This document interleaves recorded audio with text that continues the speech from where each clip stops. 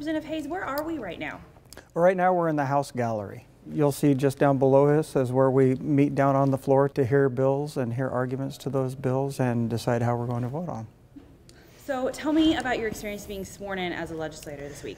Well, you know, that was such a great honor to be sworn in as a legislator. My whole family was here, as well as several of my friends from the district.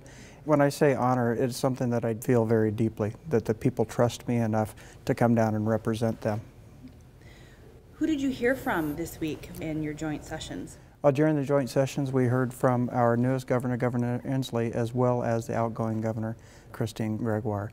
So those were both very interesting speeches, and I enjoyed hearing them. Tell me a little bit about committees that you're on. I have been assigned to the Transportation Committee, which is so very important to our district to have good representation there when it comes down to dealing with ferries and access to our islands. Secondly, I have been appointed to the Education Committee. I'm the first representative from the 10th District in recent memory to serve on education, so that's something I'm very excited about. And of course, with my background in law enforcement, I was assigned to public safety. And how do these committees reflect your legislative priorities, and what are your priorities this session? Well, my priorities are really to follow through on the things that I told the people that I would come down here and work on.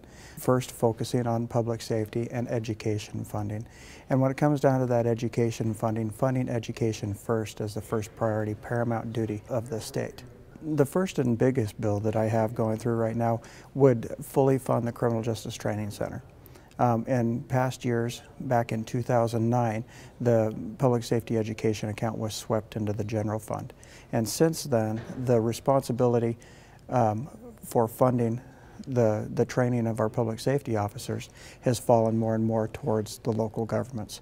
I want to reinstate that account and make it so the local governments don't have to pay for that mandate of certifying and training our peace officers. So if people want to stay engaged with what you're doing down here in Olympia, what should they do? Well, I've already heard from so many members up in our district, and I'm always excited to hear from members, to hear their viewpoints, and I would encourage everybody to go to my website and sign up for my weekly email addresses. That's a great way to stay in touch, and it becomes a two-way communication between myself and the folks out in my district. So please just go to my website and take a look at that and sign up for my email addresses.